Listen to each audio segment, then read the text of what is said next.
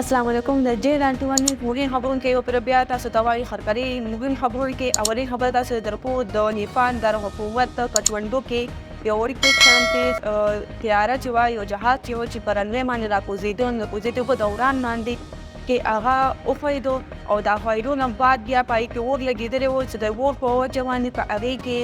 دماغه وسوله او پای کې پوره 18 کسان پکې مړه شوي دي.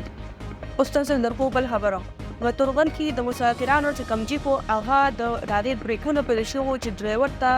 په پته نه پوهېدم په دې وجه هغه چې کوم جیپ و هغه کندې ته پرېوتو چې په هغې کې د ښځې سره 2 کسان هم مړه شوي دي او 4 کسان پکې زخمی شوي دي.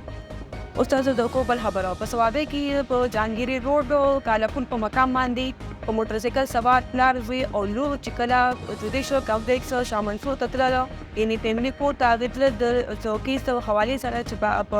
چې کله پول ته ورسېدل نو کالپون ته په هغه ځای کې په هغې باندې ډزې وشولې او دا ډزې چې چا کړې دا ډزې د هغې رشتهدارانو طرف شوې چې په هغې رشتهدارانو سره جګړې روانې وي هغې پې کړې چې په هغې کې د هغې لور مړه شوې ده په هغه ځای باندې زوی او پلار یې زخمي شوي دي په هسپتال کې دي. اوس تاسو درکو بل خبره په تمرګرۍ کې د ماشومانو جګړه دونه سیوا شوه چې هغه د مشرانو جګړې ته ورسېدله چې په هغې کې په مشرانو چې جګړه کوله په هغې کې هغوی هوایي ډزې کړي دي چې په هغې کې یو پولیس اهلکار مړ شوی دی خو د هغه زوی چې پکې کم دی هغه زخمي شوی دی. اوس تاسو درکو بل خبره په بډابیره کې یو ځوان هلک خپل پلار وویشتو وجه صرف دا وه چې هغه ته یې ویلي نو پلار ورته ویلي چې ورشه نو مازدیګر ونیسو په هغې باندې هغه بد وګڼلو نو تماچې راوړل څخه خپل پلار یې پکې وویشتو. د دې نه علاوه بله پکې افسوسناکه واقعه پکې دا هم راغلې ده چې یو پلار د خپل ماشوم دپاره تلو بازار ته د ټاپیانې څو ټاپیانې اخیستو لپاره بهر تللی و چې هغه باندې د نامعلوم یعنې چې کوم کسان چې کوي هغه ته ډزې کړي وي او پزې یې مړ کړی دی. اوس د درکو د ټولو آخري خبر په مردان کې ډېر مشهور کاروباري چې کوم